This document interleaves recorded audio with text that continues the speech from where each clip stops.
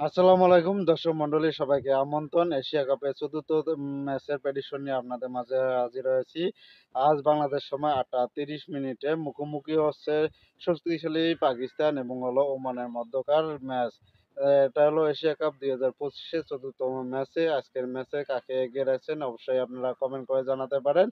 আর আমি আপনাদের সাথে যেহেতু প্রেডিকশন নিয়ে উপস্থিত হয়ে গেছি, সেই দুই দলের শক্তিমত্তা আলোচনা করব।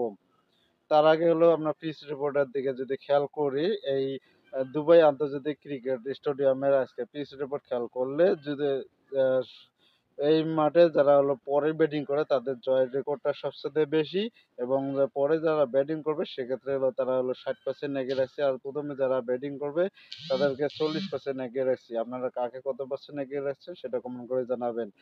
পাকিস্তান এবং হলো শক্তিশালী অন্যতম হলো এশিয়া কাপের হলো ওমান, তারা হলো যদিও পাকিস্তান অনেক শক্তিশালী কিন্তু দুই দলের মধ্যকার প্রথম মুখোমুখি হচ্ছে, আর এই মুখোমুখি হওয়ার মধ্যে আপনারা সবাই জানেন যে অনেক শক্তিশালী। তারপরে হলো তাদের যে ব্যাটিং লাইন আপ বোলিং এসে দিয়ে হলো প্রথমে যদি পাকিস্তানের হলো ব্যাটিং এ হলো প্রথম ছয় পাওয়ার পেলে যদি হলো ধস নামাতে পারে ওমান এর বোলাররা, তাহলে হলো পাকিস্তান কিন্তু দুমড়ে মুচড়ে যাবে, আর সেক্ষেত্রে হলো ওমানেরও এই ম্যাচে হলো জয়ের সুযোগ থাকবে। যদিও শক্তিশালী পাকিস্তানে খাতা কলম কাগজ সবকিছু যাই বলেন, সব দিক দিয়ে হলো পাকিস্তান দলে এগিয়ে, কিন্তু এই ওমান দলও কিন্তু চমক দেখাতে পারে। তারা যদি পাকিস্তান প্রথমে ব্যাটিং করে, আর সেক্ষেত্রে হলো পাকিস্তানকে যদি প্রথমে হলো পাওয়ার প্লে 2 বা 3 উইকেট ফেলাতে পারে, তাহলে হলো ওমানের জন্য খুব সহজ হয়ে যাবে পাকিস্তানের বিপক্ষে লড়াই করার জন্য। ইতিমধ্যে এশিয়া কাপের হলো 3টি ম্যাচ অনুষ্ঠিত হয়েছে।